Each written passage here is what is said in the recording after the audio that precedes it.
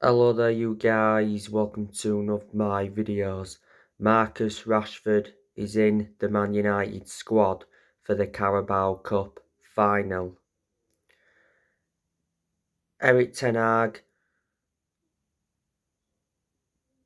is unsure if Rashford will be involved. Not so long ago, Erik ten Hag did admit that Marcus Rashford was a doubt. Rashford picked up an injury. Now, I'm going to be giving you my predicted 11 for the game. So I'm going to go with the 4-2-3-1 formation. In goal, David De Gea. David De Gea was in goal in Manchester United's 2-1 win against Barcelona at Old Trafford in the Europa League round of 32 second leg. He made a good save in that game to deny Jules Koundé, and he almost kept out Robert Lewandowski's penalty. De Gea got a hand to it. Right back, I'm going to go with Wan-Bissaka. He started at right back against Barcelona at Old Trafford. Dalot is an option, but I think it will be Wan-Bissaka at right back today. The two centre-halves, Rafael Varane and Lisandro Martinez.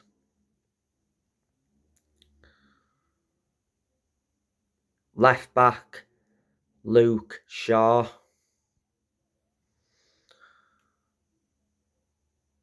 The two centre midfielders, Fred and Casemiro. Fred, as you all know, scored against Barcelona at Old Trafford. Fred played really well against Barcelona at the Nou Camp.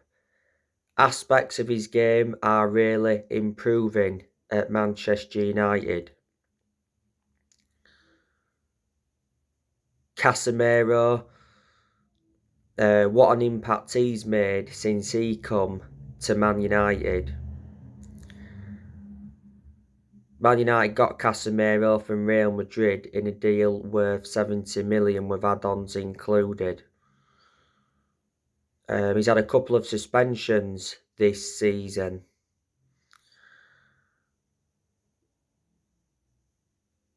Marcel Sabitzer is an option, but don't think he'll start today. McTominay is an option, but again, don't think he'll start. McTominay's just come back from a knock not so long ago. McTominay's no longer one of our first choice centre midfielders since the arrivals of Casemiro and Eriksen. McTominay, I think, will leave the club in the summer. Man United are willing to listen to offers for him. Eriksen, of course, is out until April or early May with an ankle injury, so he can't play in this game. At the number 10, I'm going to go with Bruno Fernandes. Bruno Fernandes, of course, in the 2-1 win against Barcelona at Old Trafford, played on the right-hand side. There's been few games where Bruno Fernandes has played on that right-hand side.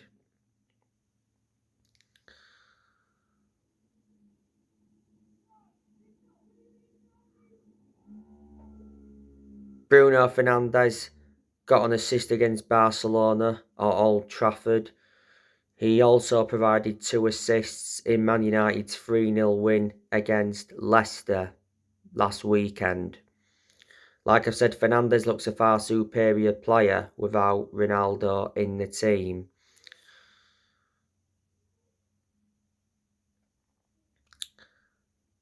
On the left wing, I'm going to go with Jadon Sancho. He will come in for Rashford on the left-hand side. Rashford, of course, was on the left-hand side against Barcelona at Old Trafford. Jadon Sancho was actually in the number 10 against Barcelona at Old Trafford. Don't forget Jadon Sancho last weekend against Leicester came off the bench and scored from close range. It was a good team goal. Don't forget Sancho came off the bench and rescued a point for Man United against Leeds at Old Trafford. That was on Sancho's Premier League return after nearly 4 months out, but it's good to see him back in the team because he's missed a lot of football this season.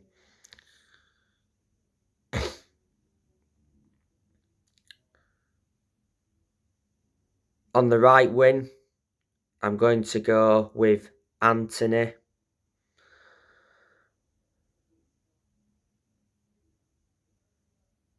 Anthony, as you all know, came on against Barcelona at Old Trafford and scored the winner. Anthony has just come back from injury not so long ago. Manchester United got Anthony from Ajax for €100 million. That equates to 86 million in pound sterling.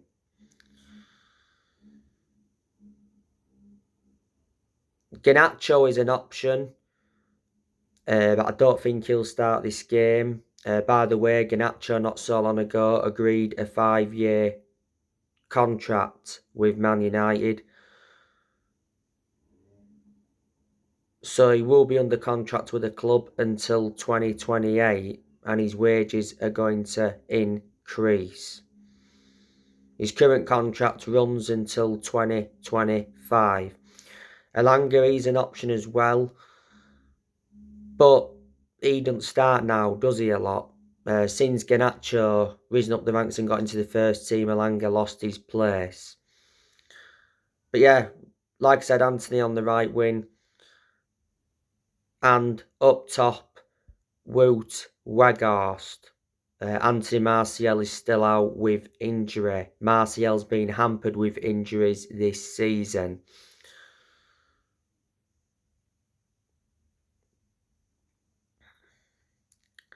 Weghorst has only scored 1 goal for Manchester United so far, and that came in Man United's 3-0 win against Nottingham Forest in the Carabao Cup semi-final, first leg.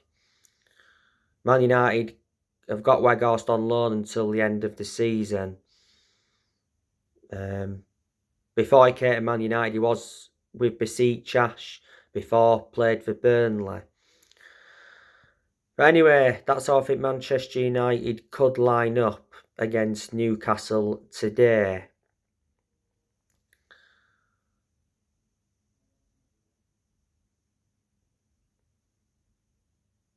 As you all know, Avram Glazer plans to attend Manchester United's Carabao Cup final against Newcastle.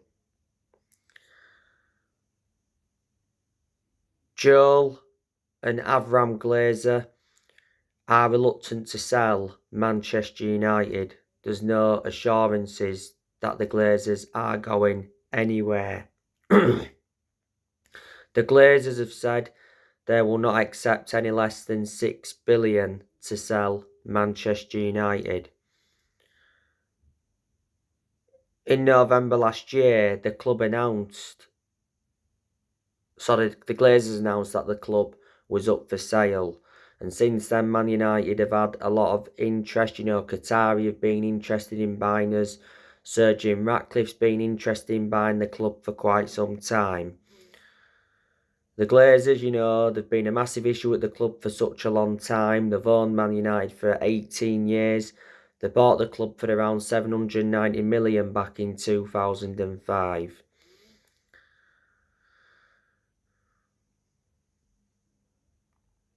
But today, Manchester United are looking to end their trophy drought. Man United have not won a trophy since 2017. Erik ten Hag wants to win a trophy. He's made that clear. Building up to this game against Newcastle,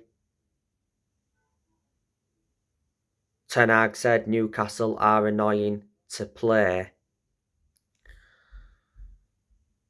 Manchester United are coming into this game on the back of a 2-1 win against Barcelona at Old Trafford in the Europa League round of 32 second leg.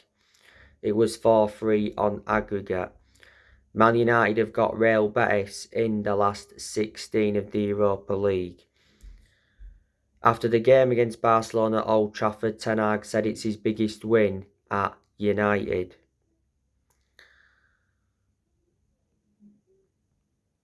This Carabao Cup final today, though, is going to mean a lot to Newcastle. This is Newcastle's first Wembley final since 1999. Man United played Newcastle in the FA Cup final back in 1999. Newcastle have not won a trophy since the 50s.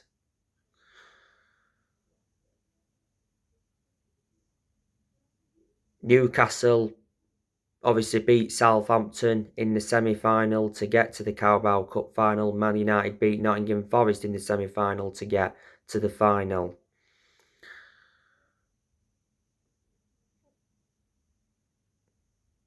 Newcastle are enjoying a very good season. They've only lost 2 games in the league this season, but they have drawn a lot of games. Newcastle seem to have come good since the Saudi Arabians taken over them. Newcastle had become one of the richest clubs in the world since the Saudi Arabians taken over. The Saudi Arabians bought the club from Mike Ashley. When Mike Ashley was Newcastle's owner, he totally ruined Newcastle. Mike Ashley received a lot of criticism from Newcastle fans. He was the Newcastle owner for around 13 years. And Newcastle fans were relieved when Mike Ashley sold the club.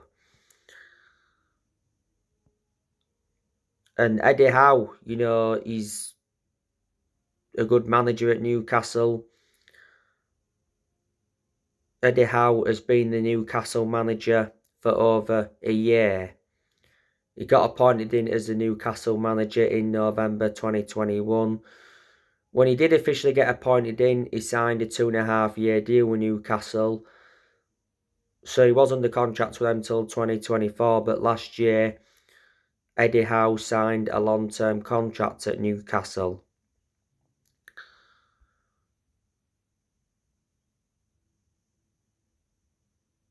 But, look what he's done.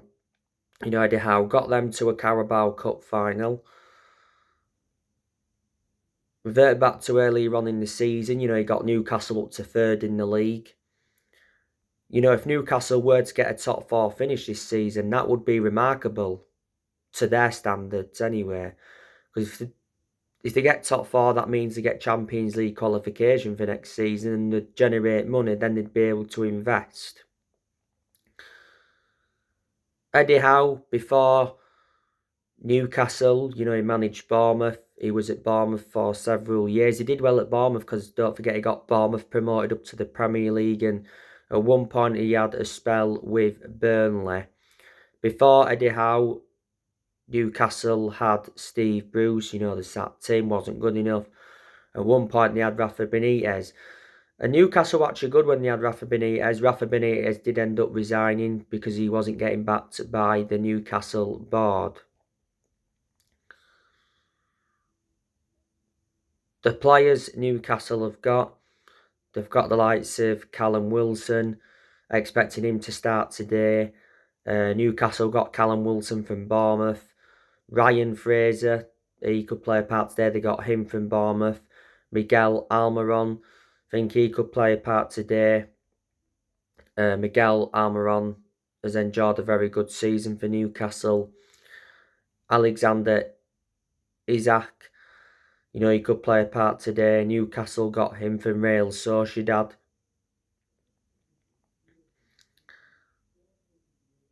Alan Saint-Maximin, I think he'll start today. He's probably the best player Newcastle have got. He's one of the players we need to be aware of, you know, Saint-Maximin, because he's very good and he can score goals, he can lead the line well. Elliot Anderson, Jacob Murphy, Matt Ritchie. Sean Longstaff's a good midfield. I think he could play a part today. Matty Longstaff, he's brothers with Sean Longstaff. At one point, he had a loan spell with Aberdeen.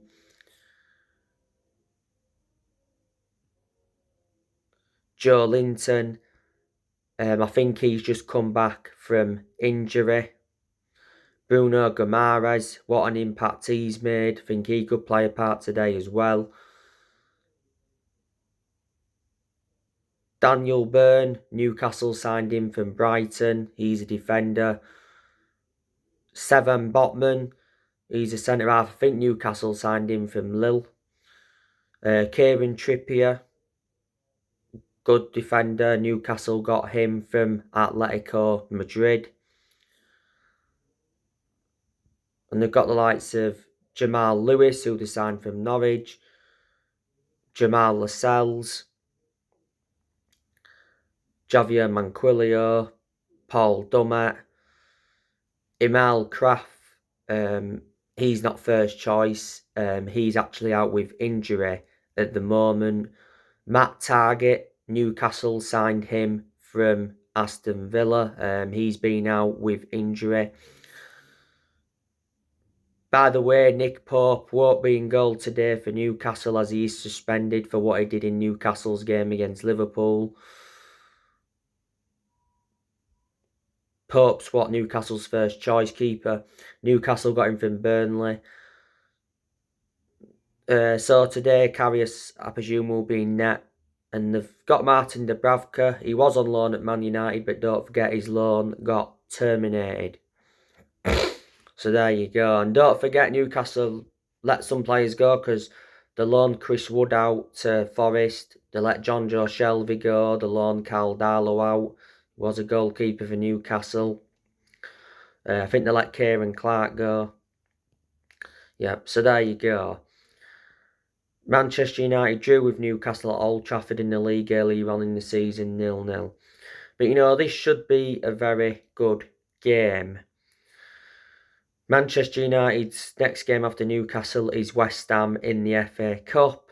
That's Wednesday. And then Man United do play Liverpool in the league next weekend. Ten Hag could win 4 trophies at Man United this season. Imagine how remarkable that would be to win the quadruple in your first season as United manager. You know, winning the Carabao Cup final, should be winning that. Winning the 5th round of the FA Cup. Should be getting to the quarterfinals because should be beating West Ham. You know, winning the last 16 of the Europa League. I think we can go on to win it now. There's still some good teams in it. And you can still say we're in the title race, even though Arsenal are 8 points in front. After the 3-0 win against Leicester last week, Ten Hag said he's not thinking about the title race. But you can see the progress that Ten Hag has made as United manager. You know, Ten Hag has obviously brought players in, you know, revert back to January, brought 3 players in on loan, he brought Sabitzer in on loan, Weghorst in on loan and Butland in on loan. Didn't make any permanent signings in January though, unfortunately. Revert back to last summer, Ten Hag brought the likes of Terrell Malacia in, Lisandro Martinez, Casemiro, Anthony and Martin Dubravka. Ten Hag has spent over 200 million as Manchester United manager so far. He's enjoyed 2 transfer windows at the club. In the summer this year, you know, Ten Hag will be looking to make more signings. On the other side of things, he'll be looking to get rid of more players. The other week, it said Ten Hag is preparing a summer clear-out. Ten Hag's already got rid of a lot of players since he became Man United manager.